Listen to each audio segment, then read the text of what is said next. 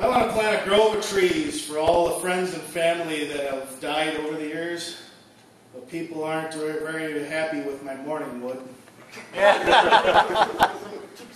So my dad was quite a character. He had about 4 to 5 heart attacks throughout his life, and he still had time to joke around.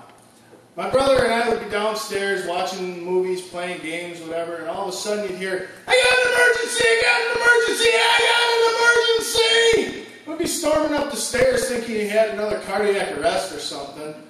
But he says something like, "Well, we're out of ice cream. You want to come to the store with me and get some more?" He's the type of guy that would go to a garage sale, banging on the walls, testing the beams, and then say, "How much for this garage? And do we have to pick it up, or are you going to ship it off to us?" Or the type of person that would find a brush that was labeled for $5 and say, "Take a quarter for that?" So, as a kid, I would always sit there and say, "I want this toy," or "I want that candy bar." And my mom would always say things like, "Well, you know, people in hell want ice water, but they're not getting what they want now, are they?" And I thought about that over the years. Suffering people in hell just need to quench their thirst from the heat with ice water, and they can't get that. Or maybe they are getting that, but by the time they get it to the lips, it's a pot of boiling water or something. But I was talking to my mom about the heat the other day, and she says, "You know, I just wish it was a little bit cooler." And I told her, "Well, you know, people in hell wish for ice water." She never talked to me again after that. I was talking to my sister, I found out that now I'm written out of the will. I was really hoping for that collection of petrified ice water, too. So how's everybody like this drought that's going on, huh? Everybody's wishing for rain, but you know, we get a little bit of rain, but it's not quite enough.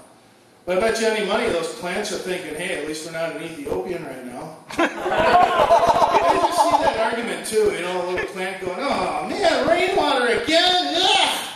And a plant, you know, parent plant sitting there going, "There are shriveled up plants in Ethiopia that would just love to have that rainwater."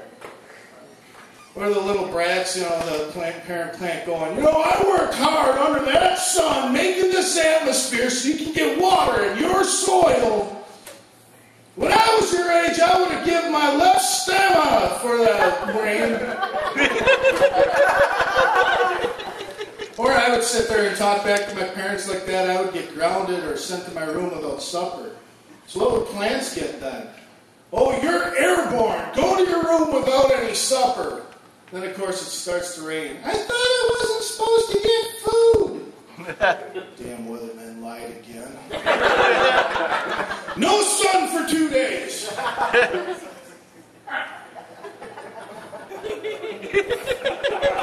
My dad would also get mad at my mom once in a while, and he'd throw a catalog in front of me and tell me it was the trade-in store. Pick out a new mom.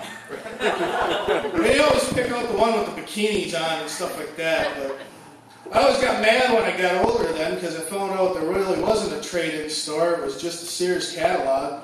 But wouldn't it be something if there really was a trade-in store? Trade in your woman for a different one. Then you probably find out that that one was worse than the one you had before. Or maybe it wasn't just simply trade in. You had to pay a little more money for it. Over here we have some nice new state-of-the-art, never-been-used models. Yours for the low price of $100,000. I only got 100. For you, we have this nice selection of used scratch and dent models right over here. We have 50 guys. That reflected later on in my life. I was driving around with my wife at the time, and I saw a sign that said, "Free Wifey." At least that's what I thought it said.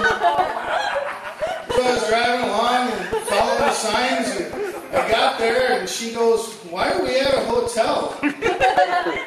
I'm wondering the same thing. I thought, wow, this is a strange place for a trade-in store. I was staying anyway, and then all of a sudden, overnight, I heard a knock on the door. "Housekeeping, want free wifey?" What kind of hotel is this? Well, you know what? Better not, because you know, in the divorce, it would probably be where all the setbacks were and the paybacks and all that. Hidden fees. And my brother and I would always do all kinds of fun stuff as kids, you know, like play fighting, you know. Bang, bang, you're dead. No, I'm not. Yeah, you are. I shot you. No, I ducked. No, I shot you before you ducked.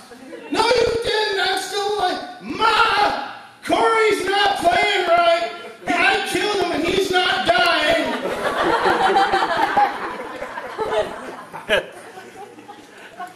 And I had to share a room with him, so I tried to stink him out as best I could. I was farting away one day, and it was so bad that my eyes were even watering. All of a sudden, the fire alarm goes off. And that got me into a panic a bit, so now I'm going out there to shut it off, but there's my mom already shutting that off. Turned out she went and started a fire with the stove or something like that, so that was a relief. But then I thought, well, wait a minute now, I could have had some great job potential with that. Hey, we need to clear this building out real quick.